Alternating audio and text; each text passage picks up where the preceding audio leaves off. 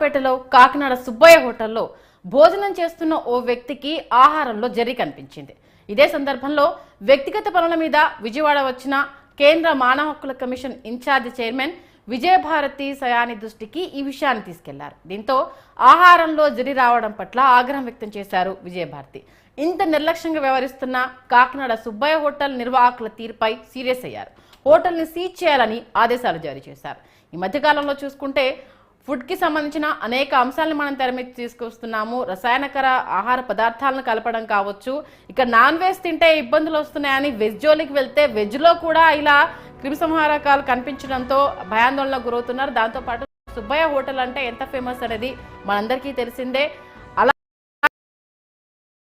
అలాంటి హోటల్లో కూడా ఇలా నాసిరకంగా ఫుడ్ ఉండడంతో పాటు తింటున్న అంటే సగం తిన్న తర్వాత జరిగి అయితే బాధ్యత చెప్పడం జరిగింది. అందులో అటు ఫుడ్ సేఫ్టీ ఆఫీసర్ అక్కడ ఉండడము, ఆమె దృష్టికి తీసుకెళ్లడము, ఆవిడ కూడా ఈ విషయాన్ని చూసి అటు సీరియస్ అవడము ప్రస్తుతం ఈ అంశం అయితే చర్చనీయాంశంగా మారింది. ఎందుకంటే వెజ్లో కూడా ఇలా అంటే జర్రి రావడము అని అంటే ఎంత నాణ్యతగా వీళ్ళు ఉన్నారు, అటు కస్టమర్ల కోసం ఎంత శ్రద్ధగా వీళ్ళు పనిచేస్తున్నారు అన్నదానికి ఇంతకు మించిన నిదర్శనం అవసరం లేదు అంటూ కూడా కస్టమర్లు ఆగ్రహం వ్యక్తం చేస్తున్నారు.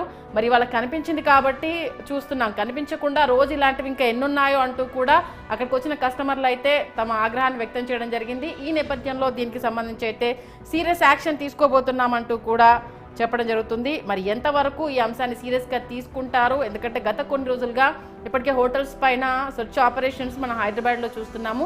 మరి ఇది ఏపీలో జరిగింది కాబట్టి ఈ అంశానికి సంబంధించి మరి మిగతా హోటల్స్లో కూడా ఈ సెర్చ్ ఆపరేషన్స్ ఉంటాయా? దీనికి సంబంధించి ఫుడ్ సేఫ్టీ అధికారులు ఎలాంటి చర్యలు తీసుకోబోతున్నారు అనేది తెర మీద చూడాల్సిందే.